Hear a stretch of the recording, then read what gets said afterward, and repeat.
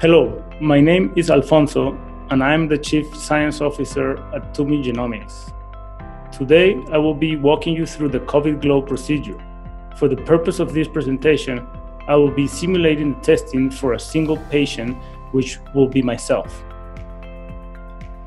Before we start, we need to equilibrate the collection tubes and the reaction tubes to room temperature for at least 30 minutes. It is very important to prevent thawing of the reactions that will not be used today. For that, using a pair of scissors, only remove the reactions needed for today. The rest should be kept frozen at all times. So before we start, we should have the following components: a dual heat block, a self-saliva collection tube, a reaction tube, 3 controls which should be included every time possible in order to serve as a color comparison, transfer capillaries,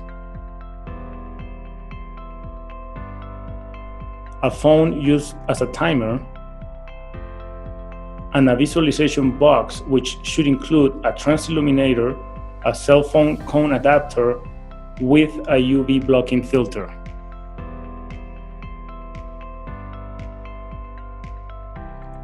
The first step will be to instruct the patient to provide passive saliva, avoiding addition of mucus to the sample.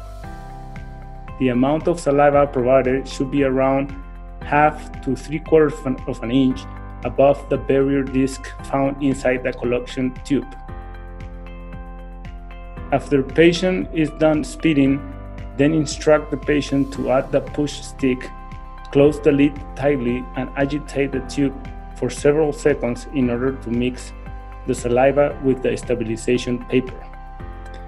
Before giving a sample to the healthcare provider, the patient should wipe hands and outside of the tube with hand sanitizer.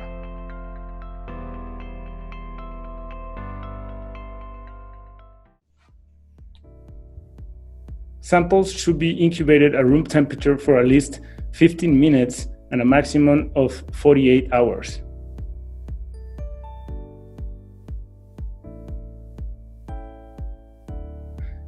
Next, we should confirm that the heat block A temperature is set to 95 degrees Celsius and the timer is set to 10 minutes. Confirm the collection tube lid is closed tightly and placed in heat block A.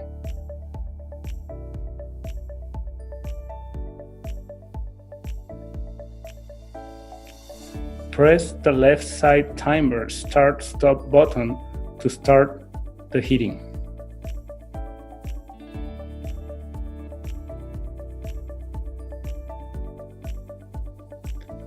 At the end of the incubation, remove the collection tube from heat block A and place at room temperature for 5 minutes or on ice for 2 minutes.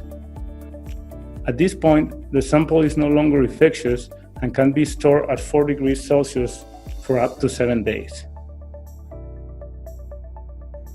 These are the reaction tubes,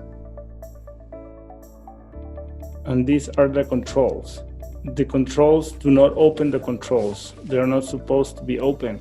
Only the reaction tubes are supposed to be open. The controls will be marked like this.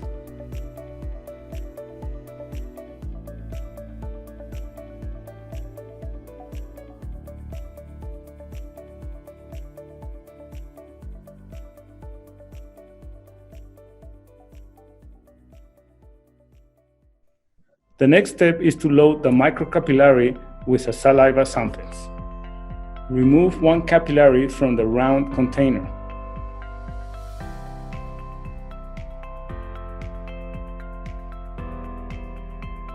Remove cap of specimen tube and place cap on clean surface. Insert tip of capillary with the green stripe down into saliva sample until tip is just submerged in saliva. Do not press plunger at this step since the sample will be automatically drawn into capillary. This should take a couple of seconds. Remove capillary from sample and replace cap of saliva collection tube. Before opening the reaction tube, make sure liquid is not collected on the cap. A gentle flick of the reaction tube holding the tube from the top may be required to bring liquid down. Once capillary is loaded with saliva, we need to dispense saliva into the reaction tube. Open the lid of the pre-thaw reaction tube and place the end of the capillary containing saliva into the reaction tube until the tip is submerged. Press black plunger at the top of the capillary until fully compressed, expelling saliva into the reaction tube. Remove capillary from reaction and dispose.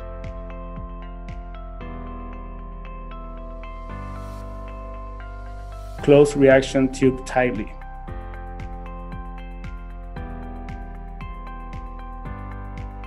Now the reactions and pre-thaw controls are ready to be heated using the heat block B. Confirm heat block B is set to 65 degrees Celsius and the timer should be set to 1 hour.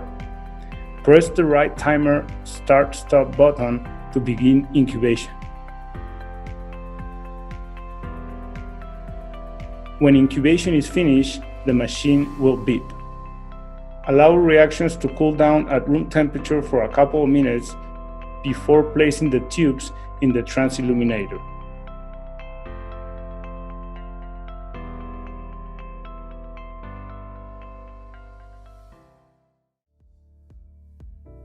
Cover samples and press the button on the side of the transilluminator.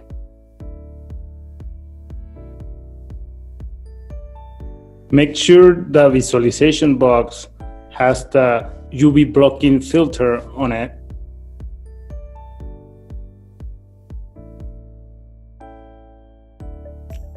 Results can be viewed with the naked eye and documented using any digital or smartphone camera.